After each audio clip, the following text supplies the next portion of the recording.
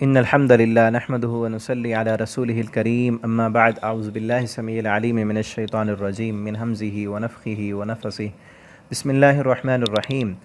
آج انشاءاللہ سورہ توبہ آیت نمبر 33 سے پڑھیں گے۔ هو الذی ارسل رسوله بالهدى ودین الحق لیظہرہ علی الدین کلہ ولو کرہ المشرکون۔ هو الذی، اللہ وہ ذات ہے، ارسل رسولہ، جس نے بھیجا اپنے رسول کو، بالہدى، ہدایت کے ساتھ، ہدایت دے کر، قرآن دے کر، دین حق دے کر، ودین الحق، اور دین حق دے کر بھیجا، لیظہرہ، کس لیے بھیجا؟ تاکہ وہ ظاہر کر دے، وہ غالب کر دے اس دین کو، علی الدین کلہ، دنیا کے تمام ادیان پر، جتنے بھی ادیان موجود ہیں، اس دین کو تمام ادیان پر اللہ نے اس کو غالب کرنا ہے۔ ولو کرہ المشرکون، اگرچہ مشرک اس کو ناپسند کرتے ہوں۔ دوسری جگہ پر ہے ولو کرہ الکافرون، کافر اسے ناپسند کرتے ہوں۔ بلکہ اس سے پچھلی آیت جو پڑھی تھی ہم نے، وہاں بھی یہ ہے، اللہ اس نور کو مکمل کرنا چاہتا ہے، کافر اسے ناپسند کرتے ہیں کہ اسلام غالب آئے، اللہ کے قرآن کی، اسلام کی روشنی پھیلے۔ اور پچھلے سبق میں نے اشارہ کیا تھا کہ اس قدر دکھ اور افسوس کی بات ہے۔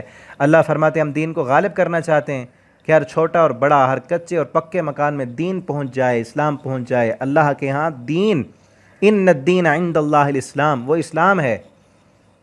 اور آج کلمہ پڑھنے والے ایسے ملک میں ایسے قانون پاس کرتے ہیں کہ 18 سال سے کم عمر کا مسلمان نہیں ہو سکتا، اور پھر اس وقت بھی مسلمان ہو تو اس کے لیے کئی شرائط رکھ دی گئی، اتنا مشکل بنا دیا گیا۔ کیا منہ دکھائیں گے رب کو؟ یہ کلمہ پڑھنے والے، یہ مدینہ کے نام کی ریاست ہے۔ اللہ ہدایت دے ہمارے حکمرانوں کو، کس قدر کافروں کو خوش کرنے کے لیے۔ کسی انڈیا میں یہ قانون نہیں ہے، جبکہ مسلمانوں کے کتنے وہ خلاف ہیں، مسجدیں گرائیں انہوں نے، بڑے دشمن مسلمانوں کے۔ وہاں یہ قانون نہیں ہے کوئی آپ دیکھتے ہیں ڈاکٹر ذاکر نائک حافظہ اللہ، اللہ ان کی حفاظت فرمائے، ایک تقریر میں سینکڑوں لوگ مسلمان ہو جاتے ہیں۔ وہاں تو کوئی نہیں ہے، امریکہ میں نہیں ہے، سیکولر ریاستیں موجود ہیں، وہاں یہ قانون نہیں ہے۔ کلمے کے نام پہ بننے والا ملک، وہاں پہ کلمہ پر پڑھنے پر پابندی، کتنے دکھ اور افسوس کی بات ہے۔ اللہ تعالیٰ ہدایت دے۔ ہم دعا کر سکتے ہیں اللہ ان لوگوں کو جنہوں نے کلمہ پڑھا ہے، کلمے کا حق ادا کرنے والا اور کلمے کی غیرت اللہ ان کو نصیب فرمائے۔ اللہ فرماتے ہیں مشرک، یہ کافر ناپسند کرتے ہیں کہ لوگ مسلمان ہوں، اور اللہ نے اس دین کو غالب کرنا ہے۔ اور دوسری بات یہ بھی ہے، اگر اس آیت کو جو لوگ کہتے ہیں نا صحابہ کرام معاذ اللہ بعد میں جو ہے نا وہ اسلام کو انہوں نے چھوڑ دیا تھا، انہوں نے اگر اسلام چھوڑ دیا تو اس آیت کا معنی سمجھائیں، اسلام کب غالب ہوا؟ اللہ فرماتے ہیں تمام ادیان پر غالب کرنا ہے۔ نبی کریم صلی اللہ علیہ وسلم جب فوت ہوئے تو صرف جزیرۃ العرب میں اسلام تھا، دنیا میں غالب نہیں تھا۔ اس وقت ابھی سپر پاور روم اور ایران ہی تھا۔ حضرت عمر رضی اللہ تعالیٰ عنہ کے دور میں ایران فتح ہوا، روم فتح ہوا، دنیا کے سپر پاوروں نے گھٹنے ٹیکے۔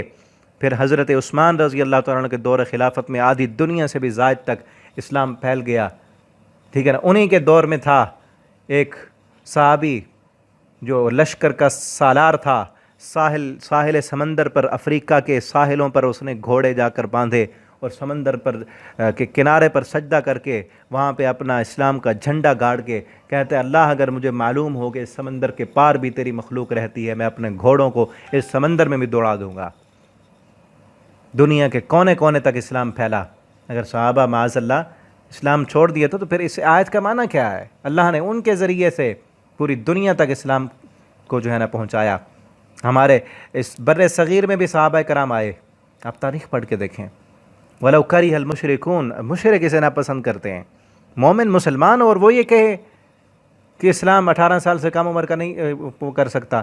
کتنے صحابہ ملتے ہیں، ہسٹری بڑی طویل ہے، کتنے ہیں جو کم عمر کے مسلمان ہوئے تھے۔ حضرت علی رضی اللہ تعالیٰ عنہ کم عمر میں مسلمان ہوئے۔ معاذ اور معوذ ابو جہل کو قتل کرنے والے، جہنم واصل کرنے والے کتنے کم تھے، اور یہ قانون تو ابو جہل نے بھی نہیں بنایا تھا،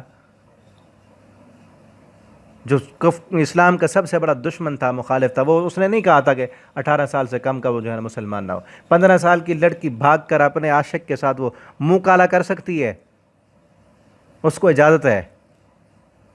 مسلمان ہونا چاہے تو مسلمان نہیں ہو سکتا۔ کتنے دکھ کی بات ہے، افسوس کی بات ہے۔ اللہ ان لوگوں کو ہدایت دے، یا اللہ ایسے حکمرانوں کو ہم سے لے جائے۔ جن سے محبت ہے اللہ ان کو وہاں لے جائے، اللہ ہمیں ایسے حکمران دے، اللہ ہم دعا ہی کر سکتے ہیں۔ آپ سب سے جہاں تک میری آواز جائے، پیغام جائے، آگے بھی پہنچائیں اس پیغام کو۔ ہمارا یہ درد دل ہے، آپ دعا کریں اللہ سے۔ اور یہ غفلت ہماری ہے، جس طرح ہم ہیں نا، جیسا ایمان ہمارا ہے، نیٹ پر بےہودگیاں، گندگیاں اور دنیا میں ہم مست ہیں، اسی لیے اللہ حکمران بھی ویسے بھیجتا ہے۔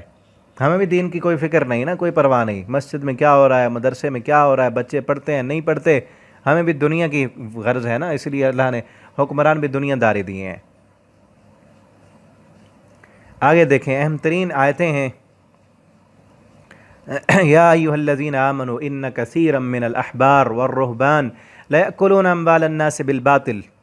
اے ایمان والو، بے شک کثیرا من الاحبار، زیادہ احبار اور رہبان، اس کی میں نے وضاحت کی تھی پچھلے سبق میں، اگر آپ نے وہ نہیں سنا تو سن لیں۔ احبار کسے کہتے ہیں؟ رہبان، اکثر علماء کو کہتے ہیں۔ لیأکلون اموال الناس، وہ کھاتے ہیں مال لوگوں کا بالباطل، باطل طریقے کے ساتھ۔ ویصدون عن سبیل اللہ، اور وہ روکتے ہیں ان کو اللہ کے راستے سے، مال بھی ان کا کھاتے ہیں۔ اور کہا تھا نا، احبار جو ہے وہ بات کو خوبصورت بنا کے پیش کرنا تاکہ لوگ اسے قبول کریں۔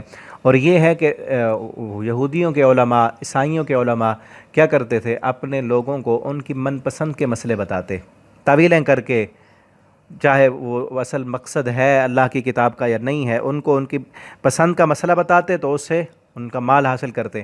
اور آج بھی کئی لوگ، امت مسلمہ، یہ آیت ہمارے لیے بھی ہے، جو لوگ لوگوں کو ایسی تقریریں سنائیں، قصے، کہانیاں، واقعات، اور ایسے لوگوں کو ہم نے سٹیج کی زینت بنایا ہوا جن کو قرآن بھی سیدھا پڑھنا نہیں آتا۔ ابھی مجھے فیس بک پر بھی آیا کلپ ہے، ایک عالم ہے، نام میں نہیں لیتا، اس کو سیدھا قرآن بھی نہیں آ رہا پڑھنا، اور وہ سٹیج کا بادشاہ علامہ بنا ہوا ہے۔ دکھ اور افسوس ان لوگوں پر ہے جو ایسے لوگوں کو بلاتے ہیں اور مسجد کا تقدس بھی پامال کرتے ہیں، اور چٹکلے، مذاق، اور صرف کس لیے یہ ساری چیزیں کیوں کر رہے ہیں؟ تاکہ نوجوان نسل اس کو پسند کرتی ہے، ان کو سٹیج ڈرامہ دیکھنے کی ضرورت نہیں ہے، اس کو سن لو، یہی چیز ہے نا۔ وہ پھر فیسیں ان کی دیکھو، وہ اس کی ایک درس کی ایک جو ہے نا، درس تو کہنا ہی نہیں چاہیے اس کو، ایک اس کا تقریر، ایک جمعہ، اس پر جتنی وہ فیس لیتا ہے نا، پورے مہینے کا ایک جو 5 وقت نماز پڑھاتا ہے نا امام، اس کو بھی اتنے پیسے نہیں دیتے ہوں گے جتنے اس کو ایک جو ہے نا اس کے بیان کا ہوتا ہے پیسہ، جس کو سیدھا قرآن بھی نہیں آتا، دیکھ کر بھی قرآن پڑھنا نہیں آتا۔ یہ حالت ہو گئی ہے، اور وہ کیوں ہے؟ وہ ساری چیزیں کیا ہے؟ لَيَأْكُلُونَ أَمْوَالَ النَّاسِ بِالْبَاطِلِ، باطل طریقے سے لوگوں کا مال کھاتے ہیں۔ یہودیوں کے علماء کی بھی یہی حالت تھی۔ آج جو صحیح بندہ ہے، ٹھیک معنی میں عالم ہے، قرآن کی جو بات کرتا ہے، حدیث کی بات کرتا ہے، وہ کسی کو ہضم ہی نہیں ہوتی، علماء کو سننے کے لیے تیار ہی نہیں۔ چٹکلے، باتیں، مذاقیں، بس سر ہو، آواز ہو، گانوں کی طرز پہ نعتیں، شعر، اشعار، یہ چیزیں، یہی دین ہمارا رہ گیا ہے۔ وَيَصُدُّونَ عَن سَبِيلِ اللَّهِ، اللہ کے راستے سے روکتے ہیں۔ ایسا بندہ جس نے ہنسانا ہی ہے مسجد میں بیٹھ کے، چٹکلے ہی سنانے، وہ اللہ کی طرف کیا لے جائے گا؟ نبی کریم صلی اللہ علیہ وسلم تو جب خطاب کرتے، صحابہ روتے، آپ صلی اللہ علیہ وسلم ایسے لگتا کہ جیسے ڈرا رہے ہیں، چہرہ آپ کا سرخ ہو جاتا۔ جس نے ہنسانا ہی ہے، اس نے اللہ کی طرف کیا لے جانا ہے؟ وَيَصُدُّونَ عَن سَبِيلِ اللَّهِ، یہ اللہ کے راستے سے روکتے ہیں تمہیں۔ وَالَّذِينَ يَكْنِزُونَ الذَّهَبَ، یہاں سے ایک اور مسئلہ شروع ہو رہا ہے، انشاءاللہ ہم کل کے سبق میں پڑھیں گے۔ اللہ تعالی ہمیں قرآن پڑھنے، سمجھنے، اس پر عمل کرنے کی توفیق دیں۔ والسلام علیکم ورحمۃ اللہ وبرکاتہ۔